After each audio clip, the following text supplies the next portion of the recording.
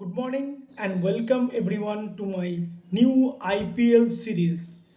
In this series, I am going to discuss about previews of different IPL teams. So IPL টিমের previews বলতে গেলে যারা যেই যেই চারটে টিম আছে সব থেকে সফল চারটে টিম সেই সফল চারটে টিম সফল বলবো না সবথেকে বড় ফ্যান বেস যুক্ত চারটে টিম নিয়ে আমি প্রথমে আলোচনা করব। তারপরে যদি দর্শকরা আমাকে রিকোয়েস্ট যারা পাঠিয়েছে কিছু কিছু টিমের রিকোয়েস্ট আছে তাদেরটা করবো আমি। তো সেই চারটে টিমের সফল চারটে টিমের মধ্যে আমি শুরু করলাম আজকে তিনবারের ডিফেন্ড চ্যাম্পিয়ন কলকাতা নাইট রাইডার্সকে নিয়ে। 2012, 2014, 2024 তিনবারের চ্যাম্পিয়ন। থিম সং করবো লড়বো জিতবো, পারবে কি জিতবে কি দেখা যাক, ডিসকাস করি এই ভিডিওতে। 2024-এর চ্যাম্পিয়ন, কিন্তু 2025-এ সব থেকে খারাপ দল। 15 মানে 14 ম্যাচে মাত্র 5টি জিতেছিল এবং শেষ করেছিল 8 নম্বরে। যার জন্য এবছর এই মিনি অকশন, এবছর কিন্তু মিনি অকশন হয়েছে, সেই মিনি অকশনের দলকে ঢেলে সাজাতে হয়েছে। 63 কোটি টাকা নিয়ে নেমেছিল, যে সে ব্যাপার না, 63 কোটি টাকা। সেই 63 কোটি টাকা নিয়ে নামার পরে নাইট রাইডার্সের দল কীরকম হয়েছে, কীরকম বাজার করেছে সেটা দেখি।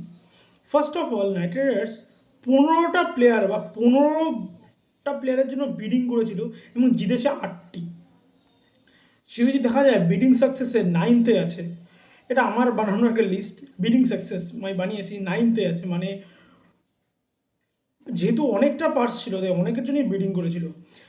কিন্তু আমার মতে নাইট রাইডার্সের দল যেটা হয়েছে খুবই অ্যাভারেজ দল করেছে। তো ফার্স্টেই যেটা দিয়ে করে নিই, নতুন 22 যারা আছে, নতুন 22দের উপর আলোচনা করি। সবার আগে আছে ক্যামেরন গ্রিন। এবছর প্রথম থেকেই আলোচনায় ছিল ক্যামেরন গ্রিনকে নিয়ে। ক্যামেরন গ্রিনকে হয়তো একটা টার্গেট করবে, কারণ থেকে বিগ পার্স আছে।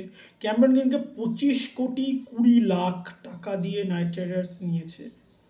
আইপিএলের ইতিহাসে সব থেকে বেশ বড় 22, না সেকেন্ড না, মোস্ট 22। এখনও 27 কোটি স্টাক আছে।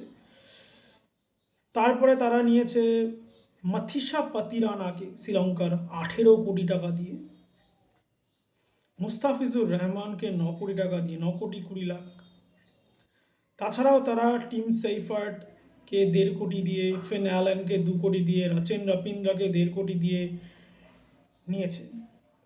কিন্তু এত এত টাকা খরচা করেছে, তারপরেও টিমটা কেমন জানি একটু অগোছাল হয়েছে। কেন? প্রথমেই বলে দিই, ব্যাটিং বিকল্প নিয়ে আলোচনা করি প্রথমে।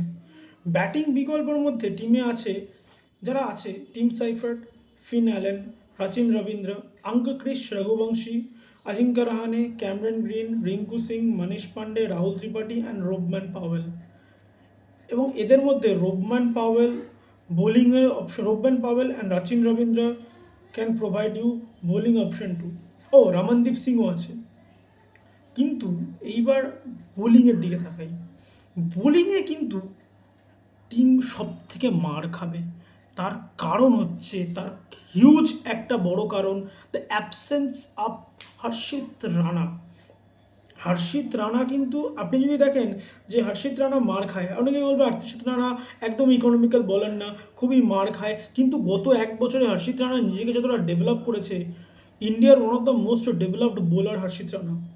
ওর কিন্তু একটা সবচেয়ে বড় গুণ ছিল, ও উইকেট টেকিং ন্যাক আছে, উইকেট নিতে পারেও, এবং ওর একটা পেস আছে। ও কিন্তু মার খায় ডেথে, ও টপে মারা যাবে না অতটা, ও মারলেও উইকেট নিবে। ও high risk high reward, hard লেন্থে বল করছে, ও বল বাউন্স করছে, ওর একটা পাওয়ার, ও বিট করে পেসে। সেই হর্ষিত রানাকে মিস করবে। হর্ষিত রানা ইনজার্ড। 9 কোটি 20 লক্ষের ফিজ খেলবে না, ফিজের বদলে এসেছে Blessing Muzarabani. But Blessing Muzarabani is not a tested bowler in IPL. কটা ম্যাচ খেলছে আইপিএলে? একটাও না, 0। লাস্ট ইয়ারে আরসিবিতে ছিল, খেলেনি। তো মুস্তাফিজুরের বিকল্প হতে পারে না। মুস্তাফিজুর টি20 যথেষ্ট ভালো বোলার এবং আইপিএলের ভালো রেকর্ড আছে, এটা মিস করবে। মাতিসাতা পাতিরানা 18 কোটি খরচা করা হয়েছে, 18 কোটি। ফুল ফিট না, ওয়ার্ল্ড কাপে ইনজার্ড হয়েছিল। বোলিংয়ে কিন্তু খুব চাপ হবে। বোলিংয়ের দিকে আবারও কেকেআরকে তাকাতে হবে। কার দিকে? সুনীল নারায়ণ, বরুণ চক্রবর্তী। বরুণ চক্রবর্তী কিন্তু বরুণ চক্রবর্তী কিন্তু হয়ে আছে। এবছর ওয়ার্ল্ড কাপের সুপার 8 স্টেজে খুবই মার খেয়েছে বরুণ চক্রবর্তী, এবং প্রতিটা প্লেয়ার ওকে পিক করে মেরেছে। বরুণ চক্রবর্তী যদি এরকম হয়, আইপিএলও যদি মার খায়, কেকেআর কিন্তু বিপদে পড়ে যাবে। এবার আসেন সুনীল নারায়ণের কথায়। মানে সুনীল নারায়ণ তো আইপিএলের গ্রেটেস্ট অফ অল টাইম। আইপিএলের গ্রেটেস্ট অফ অল টাইমদের তালিকায় সুনীল নারায়ণ আসবে। তো লাস্ট সিজনে সুনীল নারায়ণ কিন্তু মানে ভালো বল করেছে, 12 ম্যাচে 12 উইকেট নিয়েছে 7.80 ইকোনমিতে, বাট স্টিল সুনীল নারায়ণ কিন্তু এতটা বোলিংও উইক থাকে না। 12 ম্যাচে 12 উইকেট নেওয়ার মতো বোলার না। সুনীল নারায়ণ কিন্তু ব্যাটসম্যানে অ্যাটাক করেছে, কেউ বেশিরভাগ টিম নারায়ণকে উইকেট দেয়নি, নারায়ণের ওভার বের করে নিচ্ছে, বাকি বোলারদের অ্যাটাক করেছে। এটাই হচ্ছে মেন প্রবলেম। বরুণ চক্রবর্তী আর সুনীল নারায়ণের মধ্যে কাউকে একজনকে অপোনেন্ট টার্গেট করবেই করবে, আমার যেটা মনে হচ্ছে। আর যেটা হবে কলকাতার প্রবলেম, কারণ বোলিং বিকল্প নিয়ে আলোচনা করি, কে আছে? ব্লেসিং মাজরুবানি ভালো বোলার, অবশ্যই ভালো বোলার, কিন্তু আইপিএলে টেস্টেড না। IPL and international is a different ball game, bro. It's a complete different Indian subcontinent pitch. এখানে পিচ হয় পুরো ব্যাটিং ফ্রেন্ডলি, ব্যাটিং প্যারাডাইস। সেই ব্যাটিং প্যারাডাইসে তুমি কি বল করবে সেটা তুমি কেন, অভিজ্ঞতা না থাকলে জানবে না। এখানে ভুবনেশ্বর কুমার, জসপ্রীত বুমরা এরা গোট, তারা ইন্টারন্যাশনালেও যথেষ্ট সফল। তুমি কি করবে সেটা তোমার উপর, তুমি জানো না, এখনো বলতে পারছি না। তারপরে ভারতীয় বোলার থেকে বৈভব অরোরা, উফ, জঘন্য বোলার, জঘন্য। বৈভব অরোরাকে কেন যে নাইট রাইডার্স দেখেছে? বৈভব অরোরা 44 ম্যাচে 53 উইকেট নিয়েছে, কিন্তু একটু ইকোনমি রেটটা দেখিনি 9.72, এবং যদি আপনি ডেথ ওভারে বৈভব অরোরার ইকোনমি দেখেন, সেটা তো 11-12-এ চলে যাবে। জঘন্য ডেথ বল, ডেথে তো কিছু নেই বৈভব অরোরা, মানে কি বলবো, একদমই জঘন্য বোলার। এবার তারপরে যদি আসে, তারপরে যে হর্ষিত রানার বিকল্প আমি খেলাতে চাই, বিকল্প কাকে খেলাবো? আকাশদীপ। আকাশদীপ ভালো বোলার, সিজন বোলার, কোথায়? রঞ্জিতে। আকাশদীপ কীরকম বোলিং করে? আকাশদীপের বোলিংটা কীরকম? ও হার্ড লেন্থে বল করে, ওর পেস নেই, হর্ষিত রানার মতো ওর পেস নেই। ওর কি, ও হার্ড লেন্থে বল করে, সুইং করে। সুইং কতক্ষণ হবে? প্রথম 3টা বল সুইং হবে, তারপরে বাকি 3টা বল তো মার খাবে ও। ওর ক্যারিয়ার ইকোনমিও যদি আপনি দেখেন যে 11.89 ইকোনমি, 12 ইকোনমির প্লেয়ারকে আপনি ভরসা করবেন? ডেথে তো আরও বেশি। ও গত বছর এমন করেছে যে প্রথম 3 ওভার দুর্দান্ত বল করেছে, ডেথে এসেছে 25-20-25 রান খেয়ে গেছে, দিল্লিকে ডুবিয়ে দিয়েছে। দিল্লিতে না লখনৌ ছিল, কোথায় ছিল, ডুবিয়ে দিয়েছে। তো এরকম বোলারকে আপনি ভরসা করবেন ডেথে? তারপরে আসছে কে? উমরান মালিক, অতীতের ছায়া। জম্মু কাশ্মীর রঞ্জি চ্যাম্পিয়ন হলো, উমরান মালিকের কোনো নাম নেই। একসময় ইন্ডিয়ার ফাস্টেস্ট বোলার ছিল, আজ থেকে 2-3 বছর আগে উমরান মালিকের নাম সবখানে দেখা যেত, এখন কোথাও দেখা যায় না উমরান মালিকের নাম। আর কে আছে? কার্তিক ত্যাগী, আরও একটা অতীতের ছায়া। এসব অতীতের ছায়া নিয়ে নাইট রাইডার্স পারবে বোলিংয়ে? আমার তো মনে হয় না বোলিং বিভাগ খুবই দুর্বল। এবার ব্যাটিং নিয়ে আলোচনা করি।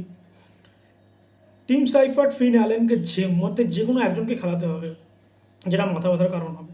কাকে খেলাবেন? আপনি টিম সাইফার্টকে বসাবেন, ভালো প্লেয়ার। ফিন অ্যালেন না, এই ইডেনে কিন্তু দুজনেই কিন্তু 10 উইকেটে হারিয়েছিল, মেরে হারিয়েছিল ইয়েকে, সাউথ আফ্রিকাকে। দুজন মিলে মেরেছিল, কিন্তু ফিন অ্যালেন সেঞ্চুরি মেরেছিল, সাইফার্ট সেঞ্চুরি মারেনি। তাহলে কাকে বসাবেন আপনি? মাথা ব্যথার কারণ হবে। এবার রাচিন রবীন্দ্র 2024-এ এক্সট্রা অর্ডিনারি সিজন গেছিল, 160 স্ট্রাইক রেটের দুর্দান্ত খেলেছিল, কিন্তু গত বছর খুব খারাপ খেলেছে। রাচিন রবীন্দ্র 128 মাত্র স্ট্রাইক রেট। তো এবছর দেখা যাক রাচিন রবীন্দ্র কীরকম করতে পারে। রাচিন রবীন্দ্রকে টিমে নেওয়ার একটা সুবিধা আছে, সুবিধা হচ্ছে spin. Rachin Rabindra spin bowling করতে পারে, এই সুবিধাটা আপনি পেয়ে যাবেন। সাথে আছে আঙ্গল ক্রিক্স রঘুবংশী, এই প্লেয়ারটা আমার খুব ফেভারিট। প্রায় 150-এর কাছাকাছি স্ট্রাইক রেট আছে, ক্যারিয়ার স্ট্রাইক রেট। আমি মনে করি KKR should play him every match. KKR should groom him, because he can be a future of Indian team. নিজেদের জন্য না, ইন্ডিয়ার জন্য করো ভাই। KKR, groom him ma'am, groom him. Rahane is captain, but আবার একটা অতীতের ছায়া। রাহানের কাছে আমি কিছু আশা করি না। রিঙ্কু, মনীষ পান্ডে, রাহুল ত্রিপাঠী, কেন এরা আছে? কেন? আমি আমি আমি আমার অবাক লাগে, কেন মনীষ পান্ডে কতটা ট্যালেন্টেড প্লেয়ার সেটা আমাকে কি বলতে হবে এখন? সেই মনীষ পান্ডে এখনও কেকেআরে আছে, জানি পাবে না চান্স, খারাপ লাগে এসব প্লেয়ারের জন্য যে এত ট্যালেন্টেড প্লেয়ার জীবনে কিছু করতে পারলো না। রাহুল ত্রিপাঠীর কাছে কোনো আশা নেই। রোবম্যান পাওয়েল, ও ফ্যান্টাস্টিক ফিনিশার। রোবম্যান পাওয়েলকে একসময় মিনি আন্দ্রে রাসেল বলতো কেকেআর। আন্দ্রে রাসেল কিন্তু এবছর নেই। কেকেআর রাসেলকে ছাড়া 12 বছর 13 বছর পর রাসেলকে ছাড়া খেলবে। 2012 পরে মনে হয় প্রথমবার রাসেল খেলবে না। সুনীল নারায়ণ আছে, রাসেল খেলবে না। তো এই জায়গাটাতে কেকেআরকে কিন্তু একটা প্লেয়ার লাগবে যে লোয়ার অর্ডারে মারতে পারে। তার জন্য ওরা ক্যামেরন গ্রিনকে নিয়েছে, কিন্তু Cameron Green is not a Russell. Cameron গ্রিনকে 25 কোটি টাকা দেওয়া একদম গাধার মতো জিনিস। মানে কেকেআর যেটা করেছে, আমি যদি কেকেআর 10 কোটির বেশি ক্যামেরন গ্রিনকে দিতাম না। কেন? ক্যামেরন গ্রিন বল করছে না, আর ক্যামেরন গ্রিন জঘন্য ফর্মে আছে। আপনি দেখুন তো লাস্ট কয়েক বছরে ক্যামেরন গ্রিনের লাস্ট কয়েক ইঞ্জুরি থেকে আসার পরে ক্যামেরন গ্রিনের পারফরমেন্স, টি20 ওয়ার্ল্ড কাপে খারাপ খেলছে, অ্যাশেজে তো জঘন্য খেলেছে, আর একটা ওভারও বল করেনি। সেই বোলারকে আমি শুধু একটা ব্যাটসম্যানের ব্যাটিংয়ের জন্য ক্যামেরন গ্রিনকে 25 কোটি টাকা দিব? ক্যামেরন গ্রিন বলই করবে না, আমি গ্যারান্টি দিতে বলতে পারি। শুধু ব্যাটিংয়ের জন্য 25 কোটি? জঘন্য, জঘন্য বাই এটা, জঘন্য বাই। মানে কেকেআর, আমি প্রথমেই বলছি অকশন কেকেআর জঘন্য। 63 কোটি টাকা নিয়ে গিয়ে এরকম ধরনের বাজার করা জঘন্য হয়েছে, জঘন্য হয়েছে। ক্যামেরন গ্রিন 25 কোটি টাকা একদমই বাজে। Cameron Green is not a slogger man. ওকে টপ অর্ডারে খেলাতে হবে। তুমি ওকে টপ অর্ডার ফার্স্টে প্রমোট করে দিতে পারো, কোনো ব্যাপার নেই। তুমি ওকে ওপেনিংয়ে নারায়ণের সাথে ভেজে দিতে পারো, নারায়ণ পিন ছিট করবে, দেখে শুনে খেলতে পারবে। তুমি তখন তোমাকে ফিনালেন বা সেইফার দুজনকেই মাঠের বাইরে বসাতে হবে। উইকেট কিপিং করাতে পারে রঘুবংশীকে দিয়ে, এটা তুমি করতে পারো। বা তুমি ওই দুজনকে খেলিয়ে কিন্তু ফিনালেনকে যদি তুমি ক্যামেরন গ্রিনকে তুমি যদি টপ অর্ডারে খেলাও, তাহলে তুমি রোবম্যান পাওয়েলকে খেলাতে পারবে। কিন্তু ফিনালেনকে যদি তুমি ক্যামেরন গ্রিনকে টপ অর্ডারে খেলাও, তখন তুমি রোবম্যান পাওয়েলকে ফিট করতে পারবে ডাউন দি অর্ডারে।